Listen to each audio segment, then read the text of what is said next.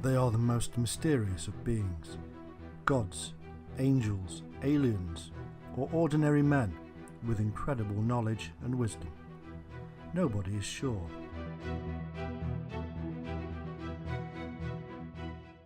The culture of Mesopotamia is rich and complex. Historians have been slowly unravelling their secrets.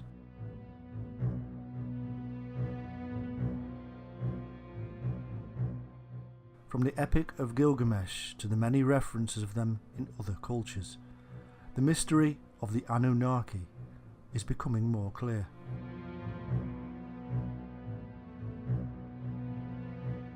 To Western eyes, their ways are strange. Over hundreds of years they have been called gods and angels, and now in our modern age many see them as aliens visiting Earth and bringing great knowledge.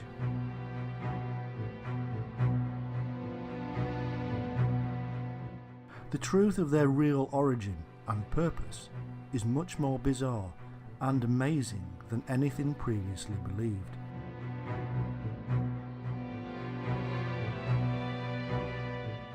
Prepare to witness the demystification of a sacred and ancient past. Prepare to see the Anunnaki as they really were, and in so doing we will discover the truth about so many other things. From the Garden of Eden to the Great Flood, from the God of the Bible to the secrets of Enoch, all shall be revealed.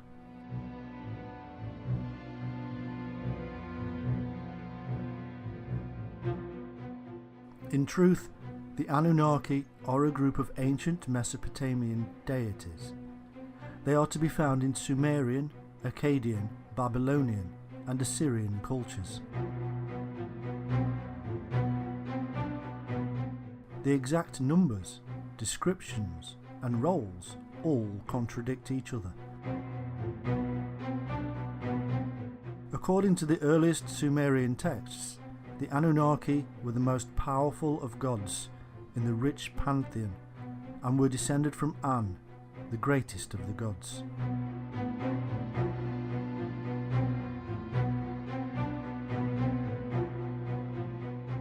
Later, they became the 7 judges who sit upon the throne in the underworld. They remain this way for some time, even in the Epic of Gilgamesh. According to old Babylonian texts, they were gods of the underworld, not of heaven. The name simply means offspring of Anu or An, the sky god, and Ki. The most prominent and probably well known of the Anunnaki was Enlil, who cleaved heaven and earth in two.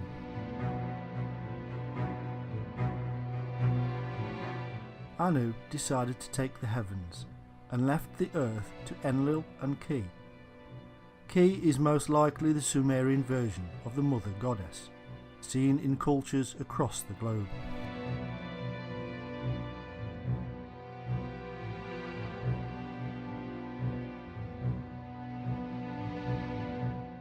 The physical evidence of worship of the Anunnaki is scarce. Most of what we know comes to us from texts. It appears that each of the Anunnaki were worshipped separately in individual cults, and because of this, no evidence of them as a group has been found. No image of them all together. As such, the practices of worship of the Anunnaki is thin on the ground.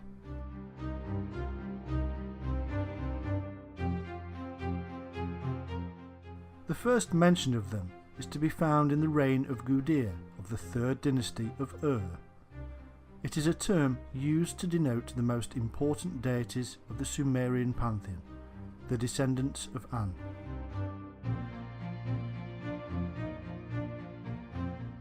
Exactly which deities were members of the group referred to as the Anunnaki is difficult to know. There is no complete list of them that survives. One of the texts mentions 50 or so members of them associated with the ancient city of Eridu, and yet when we read of the descent of Inanna into the underworld, there are only 7. They are judges who condemn her to death.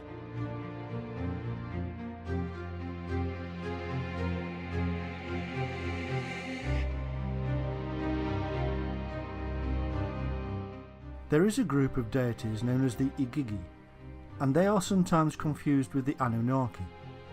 However, in the poem of Ira, both groups are different. In one flood myth, the Igigi are 6th generation gods who perform labours for the Anunnaki. However, after 40 days they revolt against their masters, and so Enki, one of the Anunnaki, replaces them with humans.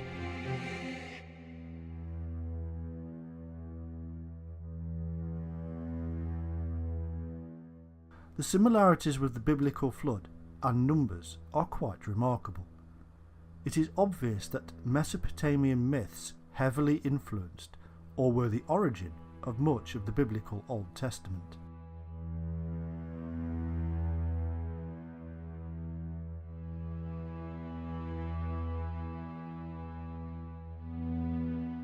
In the Babylonian creation text known as the Enuma Elish, the god Marduk divides the Anunnaki and gives them roles.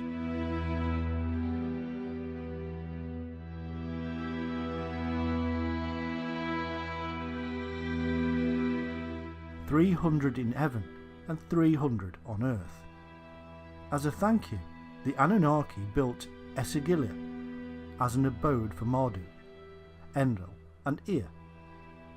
When they had finished, they built themselves shrines.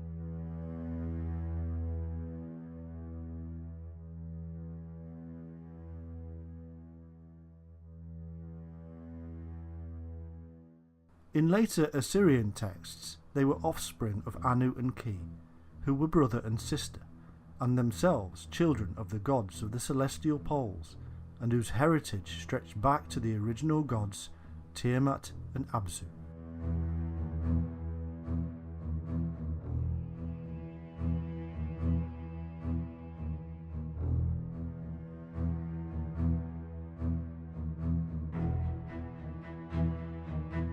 Here we begin to see clues to the use of these deities as names for the bodies in the sky, the stars that shine above.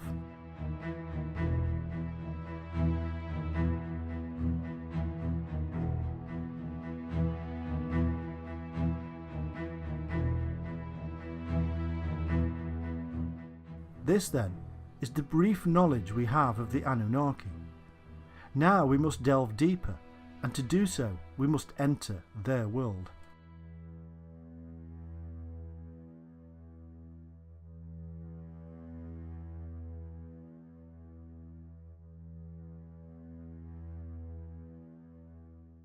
Appearing out of nowhere, and at least as early as the 5th millennium BC, the earliest known civilization, the Sumerians of Sumer in Mesopotamia, was initially a non-Semitic culture. By 3000 BC, and as a result of its sophisticated irrigated agriculture, Sumer flourished as a nation and developed a considerable power base through the development of its numerous city-states like Ur, Erech, Eridu, Lagash and Kish.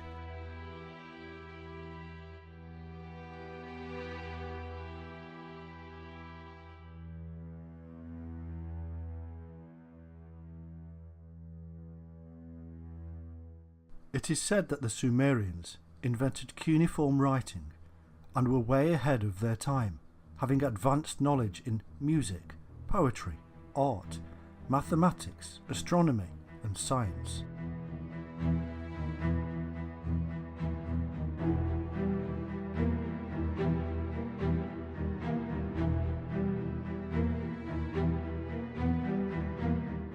For the ancient Sumerians, music was a tool that helped them describe the cosmos.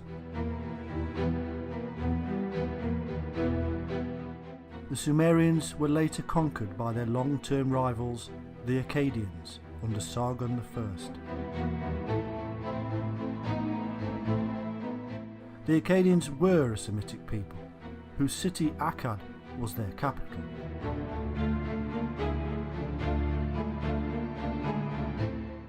After 2000 BC, Sumeria Akkad declined as a nation and was later absorbed by the expanding empires of Babylonia and Assyria.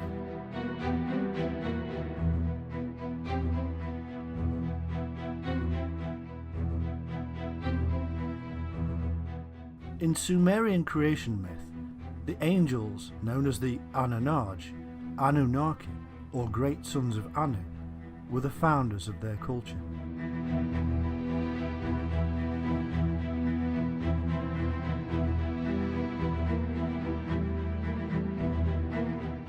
The names Angel, Anunnaki and Anakim have much in common.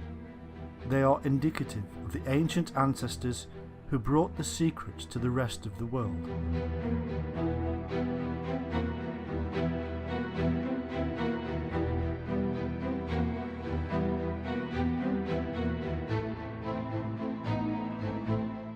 Interestingly, Anunnaki is phonetically similar to the Hebrew Anakim, the giant race who appear in the story later, and also Angakok, the shaman from Greenland to Alaska.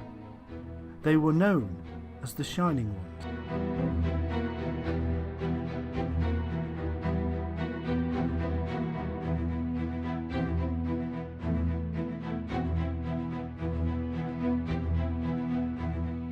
The earliest accounts of the Shining Ones can be found in four principal sources.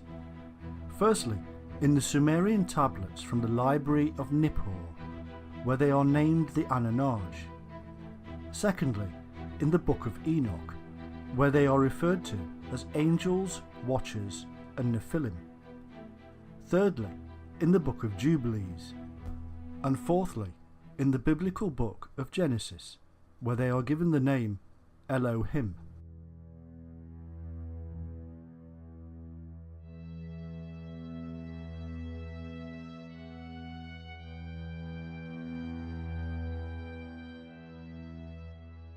The Sumerian El is usually translated as God, but the feminine Elohim is the plural of El.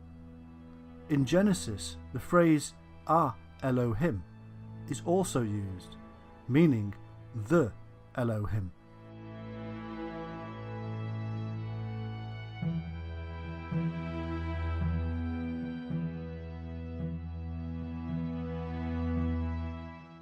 El means brightness and shining. Indeed, the Semitic word El is found in many ancient languages. For instance, the Anglo-Saxon elf means shining being, and so El needs to be translated not as God, but as the Shining One, and Elohim, being plural, should read the Shining Ones.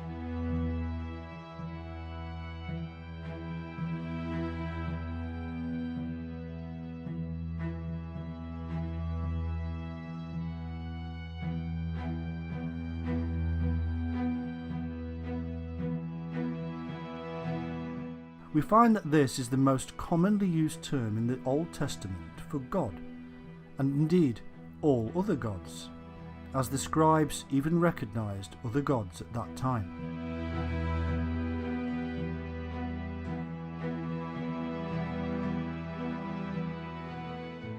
The name Sumer comes from Shumer and means literally the land of the watchers. It is none other than the ancient biblical land of Shinar, which amazingly means the place of the Shining Ones.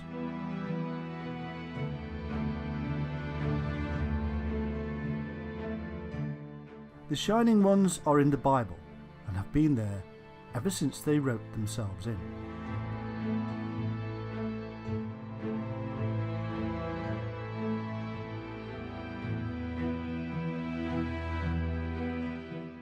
Elohim is usually translated incorrectly as Lord, and if you read the Bible and replace Lord, and don't forget about the added words, with Shining Ones, you will see a remarkable difference.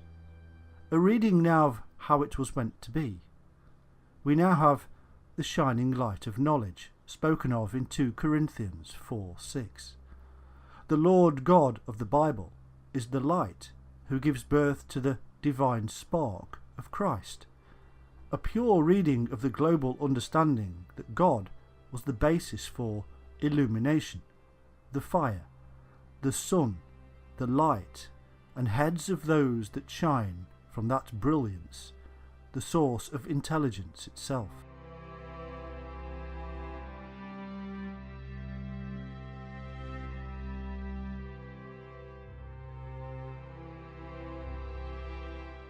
Anu, or An, was the chief sky sun god, and means shining. The Anunnaki therefore means sons of the Shining One, or sons of light.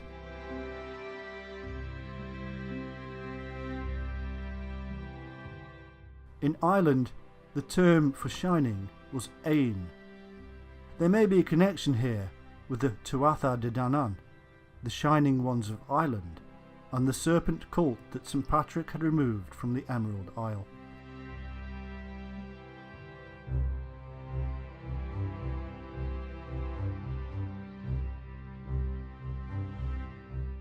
Also, there is an unusual, semi-nomadic, bear-worshipping tribe in Japan, known as the Ainu. The Ainu look Caucasian, with round heads, white skin, wavy thick hair, and grey or blue eyes. The Ainu are said to have been living in many of Japan's islands, like Okinawa, for over 7,000 years, and it is said that the Ainu share a language similarity with the Basque, who live in the Pyrenees, the mountains bordering Spain and France.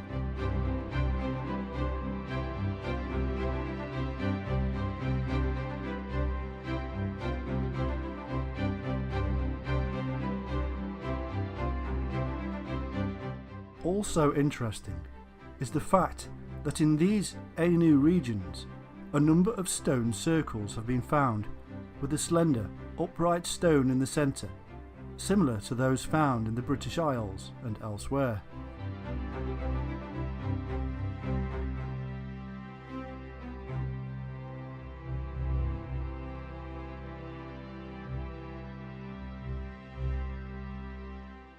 These Anunnaki, or Shining Ones, were a culturally and technically advanced people who settled in a mountain valley in the Middle East around 8200 BC, and, as their primary concern, established an agricultural centre we now know as the Garden of Eden, for the teaching and training of the local tribesmen.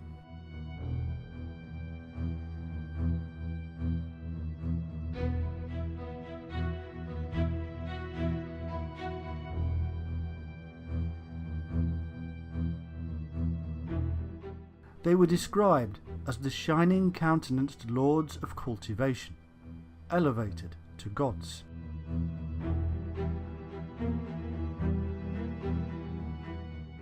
Anu and his wife Antu had 2 sons.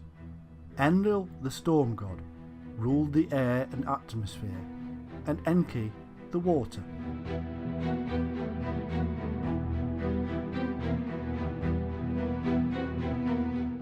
Enki is also the wise teacher known as Ea or Oannes, who led the fish beings that came from the sea, or indeed from across the sea.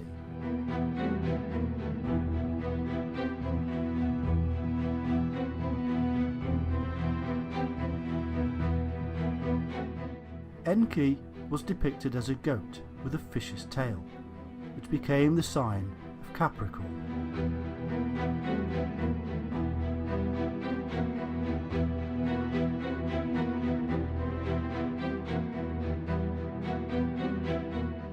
Enki or Ea's consort was Ninki or Damkina, and their children were Marduk and Nanch.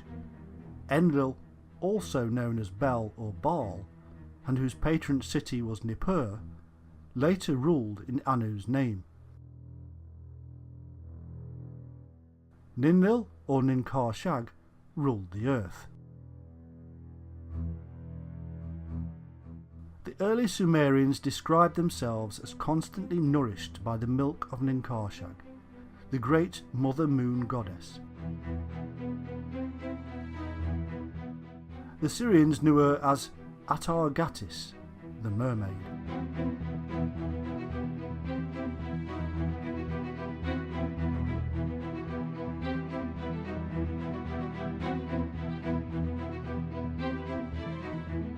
The son of Enlil and Ninlil was the war god Ninurtu, also known as Nimrod, and like Horus and as Osiris, he became associated with the star constellation of Orion.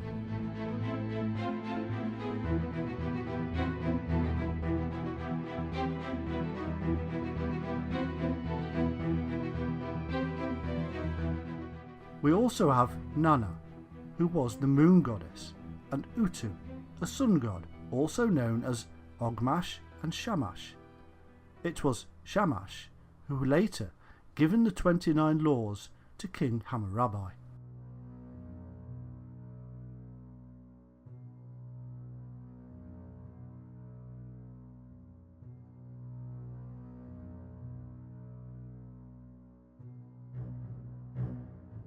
There is also Inanna, or Ishtar, who was associated with Venus, as symbolised by the pentacle.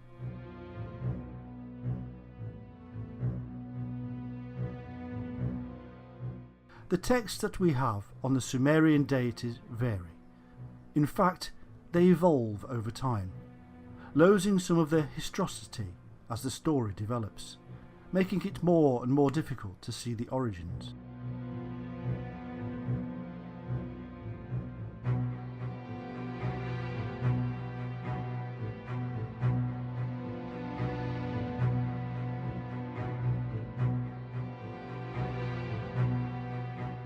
Trying to bring clarity to the tales of Sumerian and Mesopotamian deities is like trying to learn Mandarin backwards. However, due to the names we are given, such as Enki for instance, who is identified with Ea and Oannes, we're being led to cross-reference the Anunnaki with the fish beings, who seem to have come ashore in Sumeria from the Red Sea and the Persian Gulf, and at a time which is now lost in antiquity.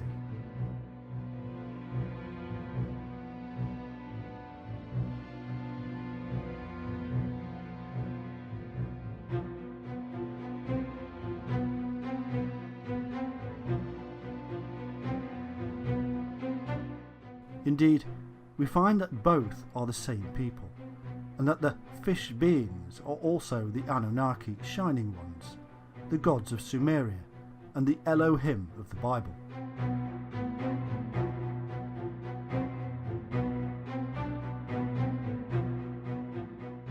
And when we then cross-reference these fish beings with the Nita gods and the Shemshu or Aku, and whom it is said appeared in Egypt from a submerged island, we also have to include the origins of the Hindu Naga serpent deities, who also came from a lost island.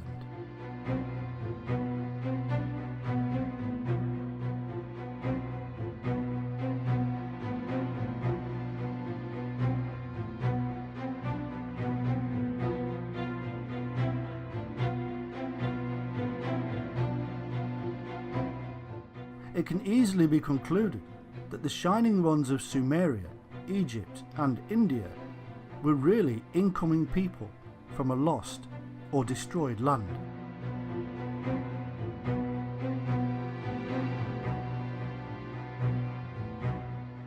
These connections allow us to piece together their story and see a little more of their historical territory, much of which has been lost or deliberately hidden from us.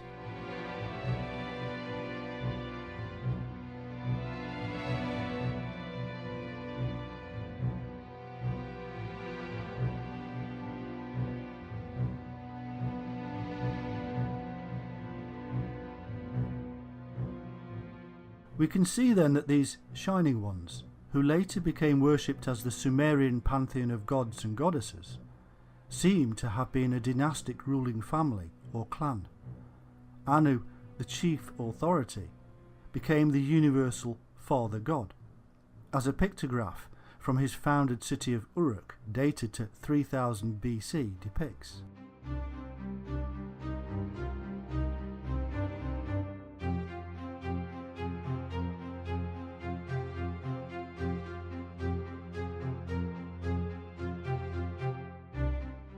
The lineages of all these deities are mixed, with sisters, wives, mothers, fathers, brothers and sons, intermingling and confusing the whole thing.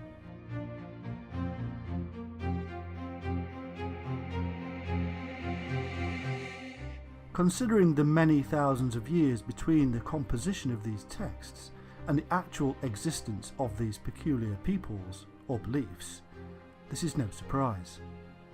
What is clear is that certain deities do continually stand out from the crowd, namely Anu, Enlil, Enki, Ninkershag, Inanna and Utu Shamash.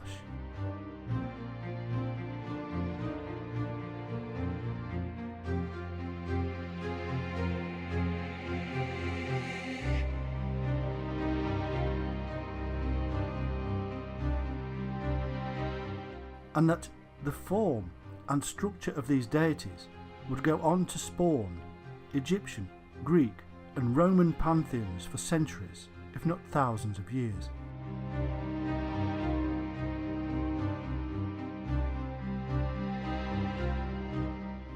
No wonder then that the Watchers, the military arm of these Shining Ones, should in later myths be doing battle with the gods of Greece, Egypt and Rome, not to mention the rest of the world.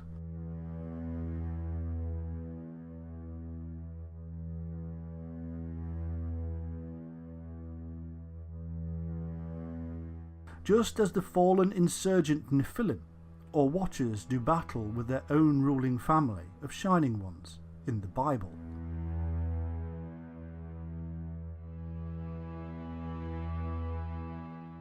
One interesting detail we should perhaps mention is that, like Osiris of ancient Egypt, Enlil was depicted as a bull, and like Set, his brother, Enki of the Absu or Abyss, was depicted as a serpent. Interestingly, because the people of Atlantis were supposed to have worshipped the bull, which is a remarkable coincidence, taking into account the association with deities have with the biblical deluge.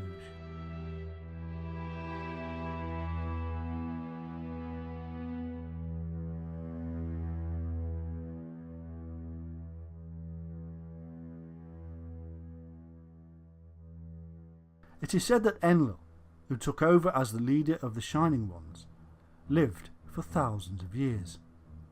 But those who use this to show that these Shining Ones were special beings that originally came from another world or even another dimension forget one thing, that Enlil was a term used for the leader and was thus passed on like the term king or pharaoh is passed on.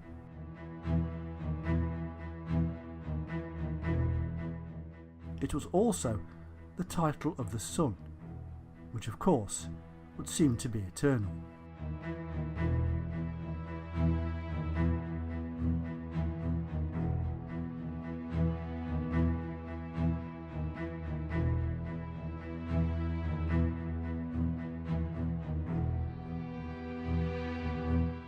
Part of the Sumerian creation myth states, at Karsag, where heaven and earth met, the heavenly assembly, the great sons of Anu, arrived, the many wise ones.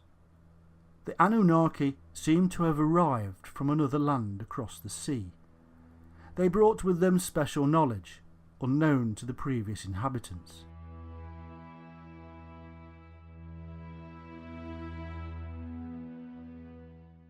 It is said, mankind learned from the Shining Ones. They set things in order.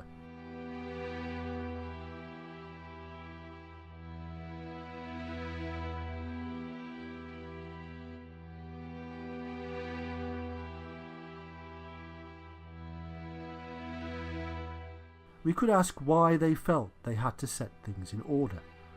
Perhaps this order has something to do with the chaotic aftermath of a global calamity that had destroyed their homeland, according to the accounts.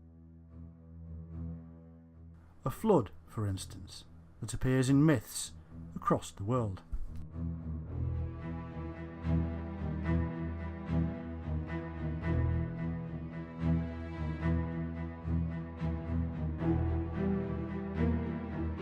In the famous Sumerian kings list, we are told that the Anunnaki ruled in Sumeria, both before and after the deluge, and that it was after the deluge that they then set kings on the throne to govern the land and rule in their stead. However, if we are to believe the accounts given of the fish beings, we are also told that these shining ones had first come ashore from their submerged land after a similar catastrophe, an earlier one than the deluge related in the Bible and other sources.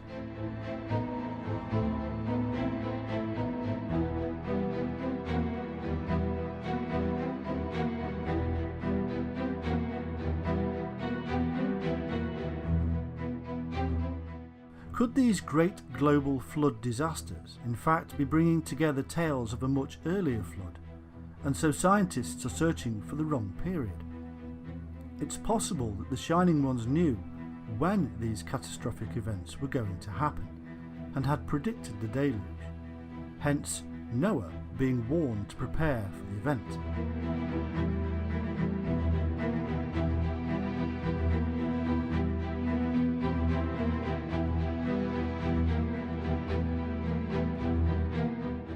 This theory is supported by the information encoded in various sources, which lead us to the symbol of the Ouroboros snake and its deeper meaning. It is as if, again, these people had profound knowledge of cycles, and in particular the 25,800-year precessional cycle, which was believed to have begun with the tilting of the Earth from its upright position.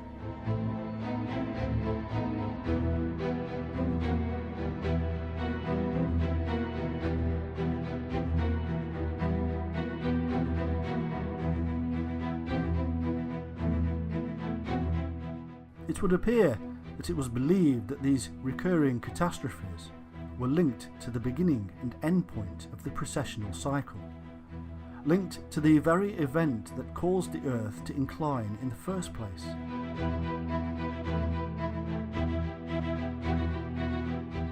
This does not necessarily prove that the Earth's axis was once upright. However, it does mean that it was believed the axis was vertical, and thus revealing an amazing knowledge of the heavens and Earth's place in it.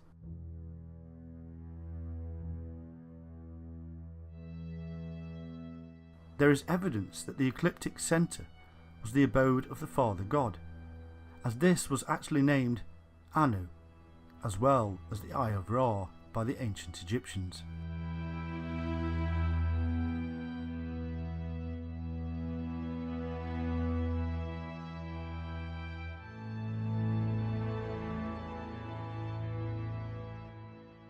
Also, the ancient astronomers of these Shining Ones must have believed that the precessional cycle was linked with the Earth's own life cycle, or reincarnation cycle, and so the Earth, being upright, would bring a more harmonious and balanced existence.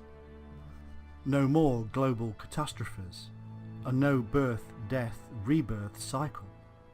In other words, the Earth, like the spiritual man who seeks to come off and out of the reincarnational cycle, and all cycles for that matter, would have been seen to be in the perfect position and the perfect spiritual condition.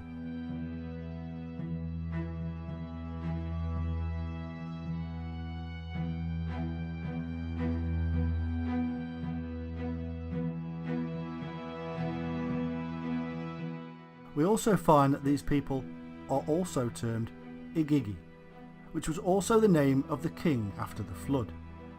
The Igigi in certain texts seem to do the work of the Anunnaki, whereas in others they are equal and spoken of in the same breath.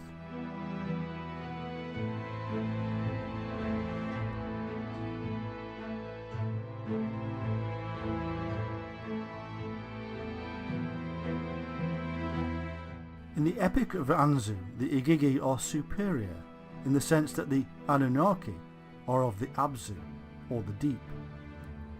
This, of course, must remind us of the Hindu ideas of the Naga, serpent deities who reside in the deep, and are no less holy for it.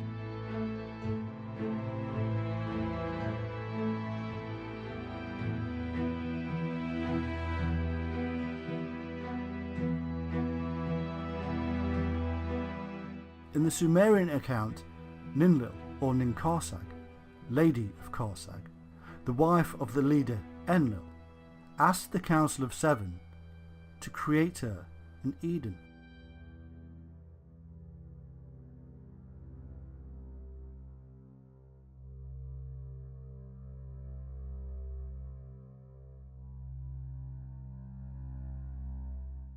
This is the very same Eden, or plateau, as in the Bible myth, and the Council of Seven is the same as the seven archangels, or messengers of the Bible, who came down from heaven, or the mountain, or cosmic sky.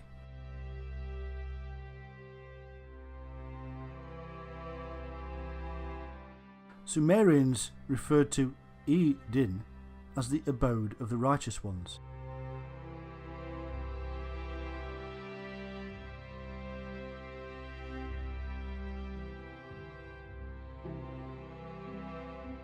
The tree of life and the tree of knowledge that stood in this Garden of Eden are the secrets of the Shining Ones.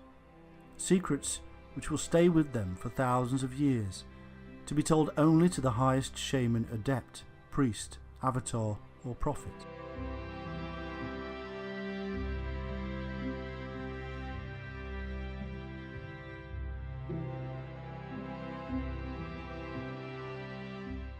In their dreamlike trances, the shamans saw and experienced the tree which took them to heaven, and which later became the tree of life in the Hebrew Kabbalah system. And, as if reflecting the 7 chakra levels of the human spinal column, and the processes involved with one's own access to the knowledge within, the Sumerians built their towers or ziggurats with 7 levels, as attempts to build closer to heaven, to be like the mountains, and link them with the earth, as in the dream of Jacob's ladder.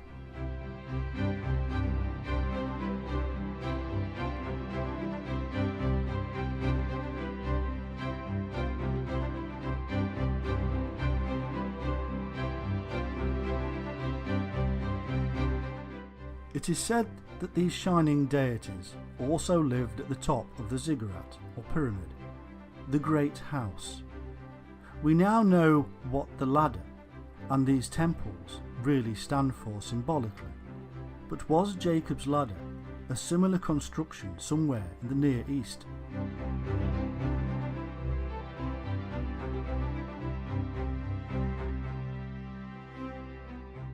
Jacob was in fact the father of the 12 tribes, and as such the father of the zodiac.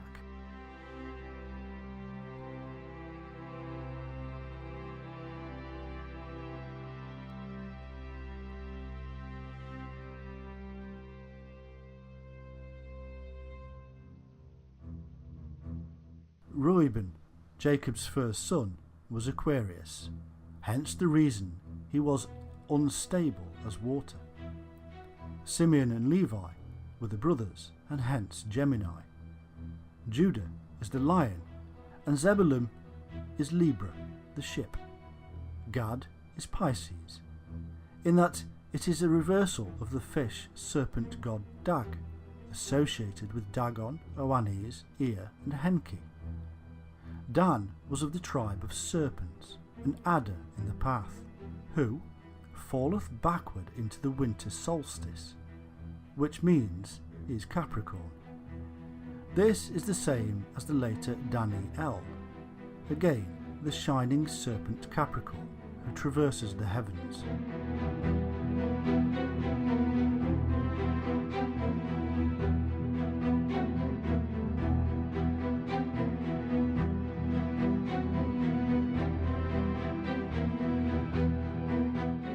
We can now see that most of these myths and stories are mere transliterations of astro-theological ideologies associated with the zodiac, and also the precessional cycle, which can be used as means to find relevant periods in history.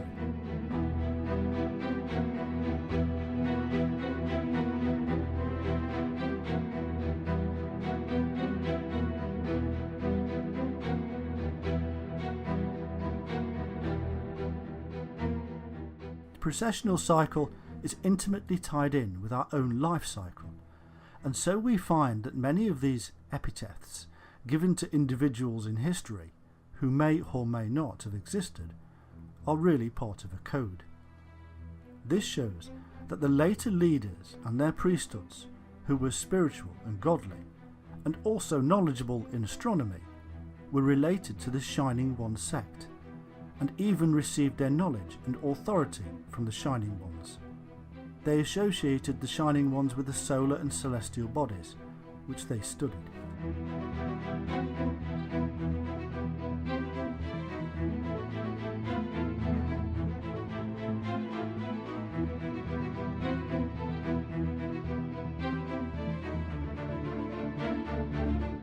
The 7 Shining Ones, or 7 sages of different cultures, later became the gods, in men, incarnated as man, only then to be reunited with the Father God after death.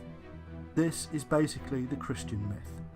It is the celestial bodies being written down in human form, a pantheon of 7 and corresponding with the 7 planets in the heavens.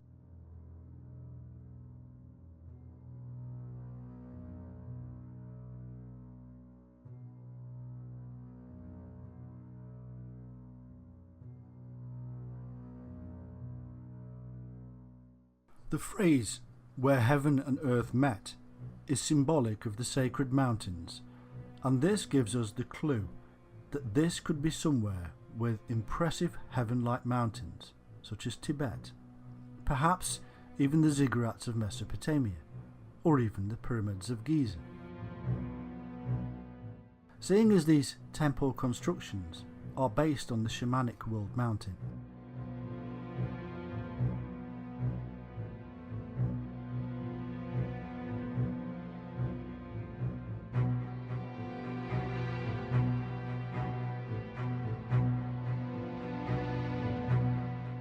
we can see then that many of the details included in the stories related to the activities of these Shining Ones are really based on these astro-theological movements, which they understood to a great degree, and have been encoded in these myths and stories as a means to preserve this knowledge and also convey this process to those who could understand it.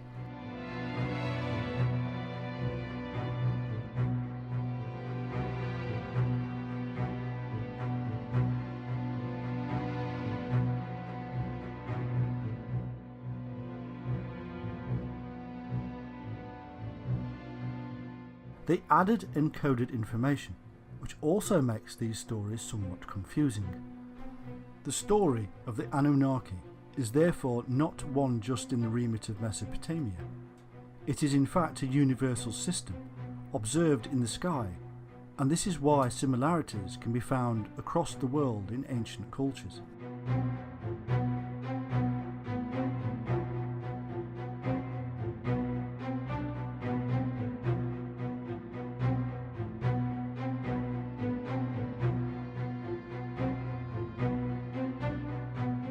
The biblical flood myth matches that found in Sumerian epic of Gilgamesh, and ends with the Tower of Babel in Babylon, which was part of the Sumerian Empire. This shows that the secret knowledge associated with the Shining Ones ended up, and at that time, in Babylon, and then moved on from there.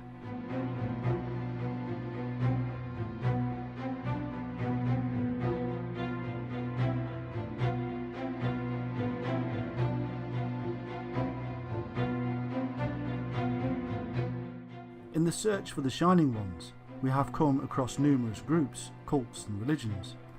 In ancient Sumeria, we find the Egregor, or Watchers, who are thought to be the angels of the Lord from the Bible. and again the numerous epitaphs given to them tells us they too were the Shining Ones. Enoch wrote about them, in fact for them, in the Book of Enoch, which was later suppressed.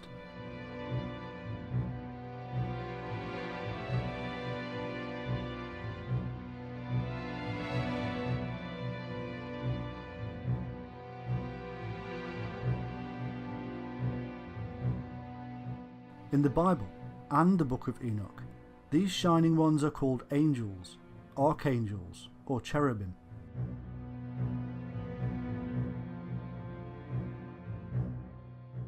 Unless the literature is purely apocryphal, we find that in the Bible, the angel figures are simply earthly men.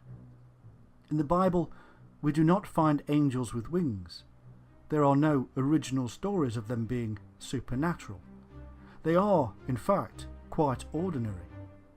It is always Gabriel, meaning man of God, who informs the people of a coming childbirth. Was he the shaman, the doctor?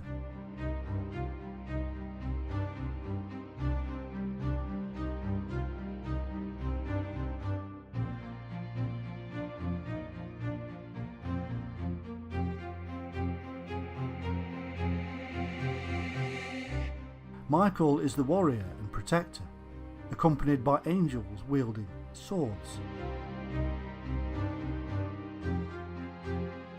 Each and every one of them has their own specific duty, an earthly duty. People with titles, angelic titles, as messengers and ambassadors of God, just like the early shaman.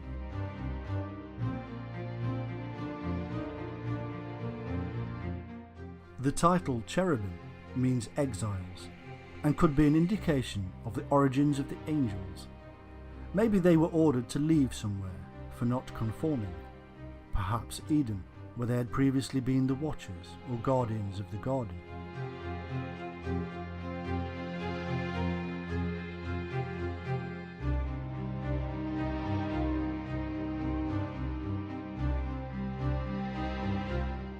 In Genesis 4:16, the land of Nod is symbolic also of the people of Israel, as Nod means wandering.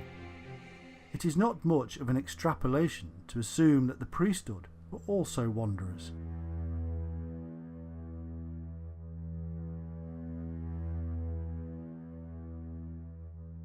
Another example of symbolic titles is that of Enoch, which means consecrated.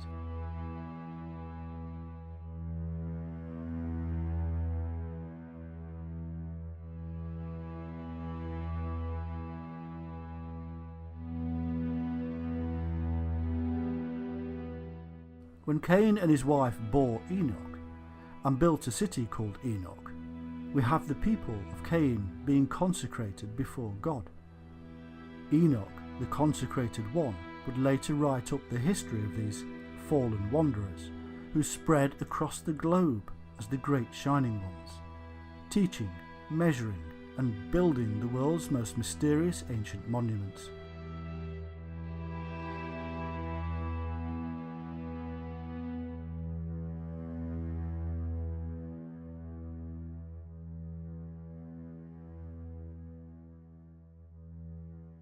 Of course, we must not forget the seraphim of Numbers 21:6 and elsewhere. These are not mystical beings. They have hands, a face, legs, but they do have powers from God, because they are in the light, and they have the symbolic wings of the early shaman, the bird of flight, the dreamtime trance ability to fly.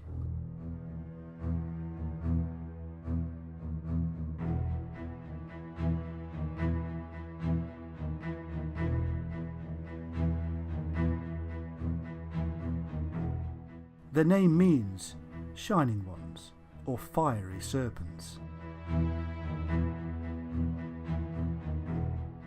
They are enlightened beings via the power of the serpent.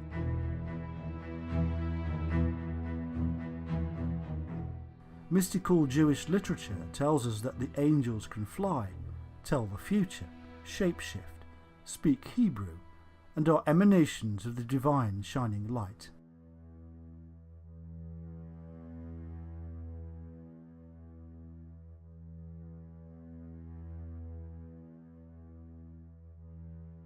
In the Old Testament, God is indistinguishable from the angel or messenger, known as Yahweh. He looks the same and acts as his representative. There is no difference here from the Babylonian, Egyptian and shamanic practice.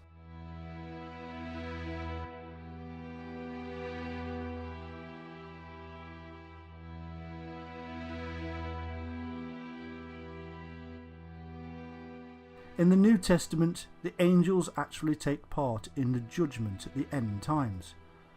Alternatively, they may be those who had experienced enlightenment and then fell from grace.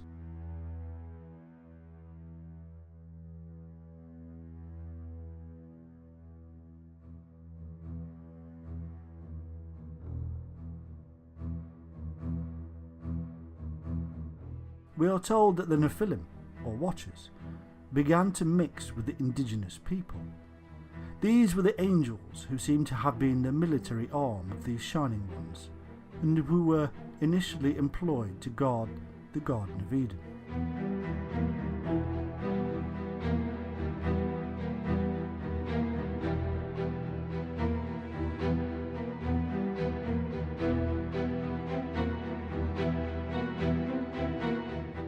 And it came to pass, when the children of men had multiplied, that in those days were born unto them beautiful and comely daughters.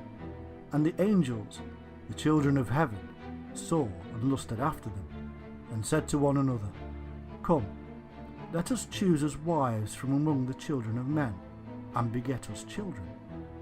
And Semjaza, who was their leader, said unto them, I fear ye will not indeed agree to do this deed, and I alone shall have to pay the penalty of a great sin. And they all answered him and said, Let us all swear an oath, and all bind ourselves by mutual imprecations, not to abandon this plan, but to do this thing. Then swear they all together, and bound themselves by mutual imprecations upon it.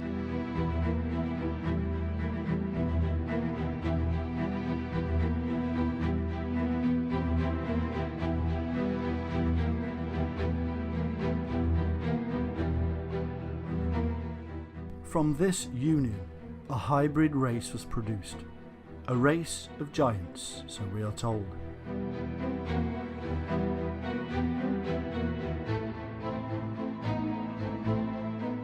And all the others together with them took unto them wives, and each chose for himself one. And they began to go into them, and to defile themselves with them. And they taught them charms and enchantments, and the cutting of roots, and made them acquainted with plants. And they became pregnant, and they bare great giants, whose height was 3,000 ells, who consumed all the acquisitions of men. And when men could no longer sustain them, the giants turned against them, and devoured mankind. And they began to sin against birds and beasts and reptiles and fish, and to devour one another's flesh, and drink the blood. And then the earth laid accusations against the lawless ones. And then Michael, Uriel, Raphael, and Gabriel looked down from heaven, and saw much blood being shed upon the earth, and all lawlessness being wrought upon the earth.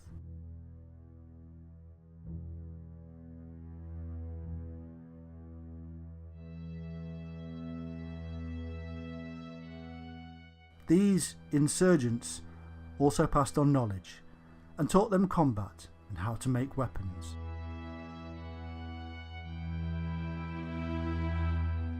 And Azazel taught men to make swords, and knives, and shields, and breastplates, and made known to them the metals of the earth, and the art of working them, and bracelets, and ornaments, and the use of antimony, and the beautifying of the eyelids, and all kinds of costly stones, and all colouring tinctures.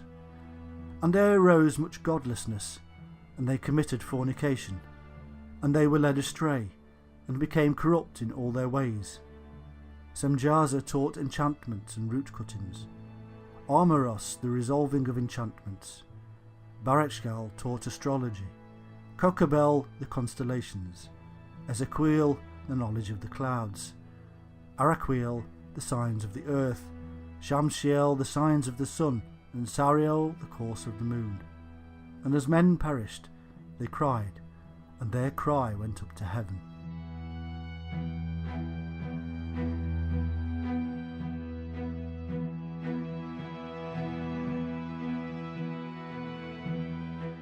And all this was seen as a violation against a set of laws laid down by the Shining Ones, who were possessive of their knowledge.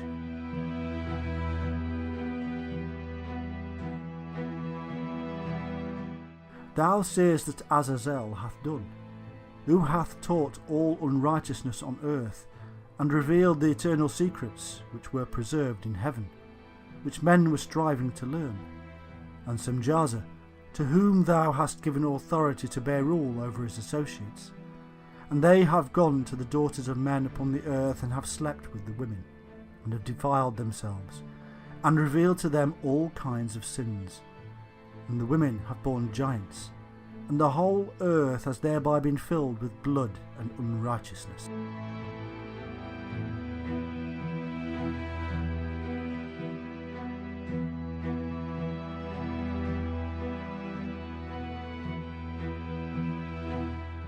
Enoch, a scribe, who was taught by the Shining Ones, was then employed as a messenger or intermediary between the Shining Ones and these fallen ones, who had decided to abandon their divinity to live amongst the tribes of man.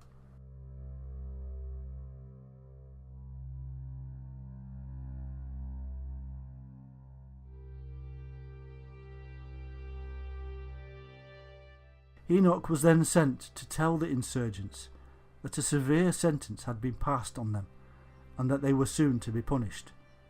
In brief, the punishment sent is the flood.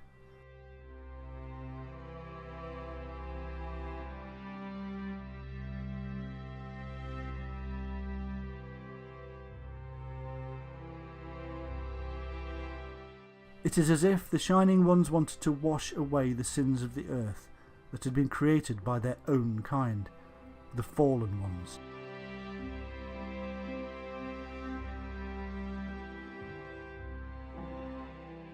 In the Bible, we are told that God, or rather the gods known as Elohim, spoke to Noah, telling him that the seasons of summer and winter would be more extreme from the time of the flood onward.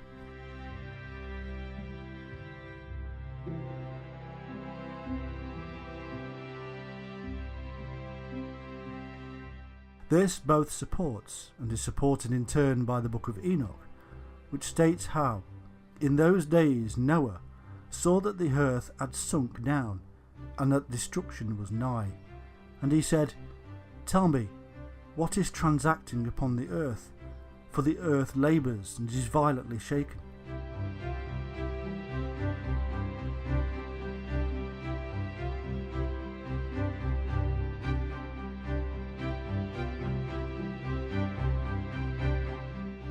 In the King James Version of the Bible we find this: Behold, the Lord maketh the earth empty, and maketh it waste, and turneth it upside down, and scattereth abroad the inhabitants thereof. The earth shall reel to and fro like a drunkard.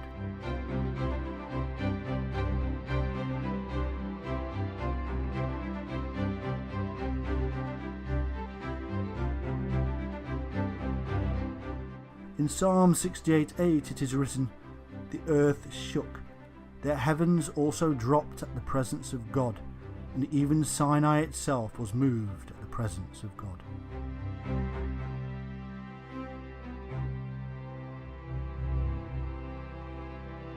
The heavens dropping would mean that to the observers in the Sinai region, the earth beneath their feet was tipping relatively upward and northward. In his written book, Timaeus and Critias, Plato describes an awful catastrophe in which the earth moved forwards and backwards, and again to right and left, and upwards and downwards, wandering every way in all 6 directions. But as many scholars and researchers have now acknowledged, the God of the Bible and his angels are said to be the Sumerian Anu and his sons and entourage, the Anunnaki or Shining Ones. who are reported to have landed in Mesopotamia and there created the Garden of Eden. And so we must now draw a conclusion. When we first started out in this task of discovering the Anunnaki, we found a complex and mystifying series of tales that seemed to make little sense.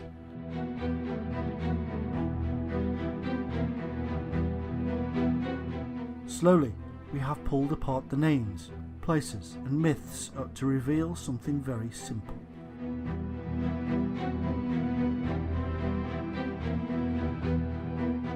Many thousands of years ago, something catastrophic occurred, and a highly knowledgeable and wise people fled.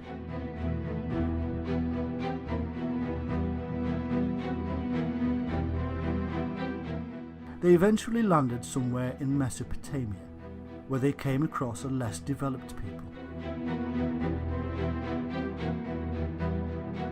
Civilization emerged as the new people taught their new people how to build, mathematics, astronomy, agriculture, and much more.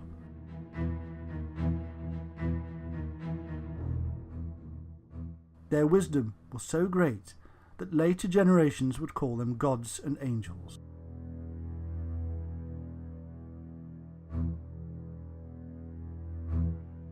They had descended from the shining heavenly host, but divisions set in as the two cultures bred and made the bloodline less pure.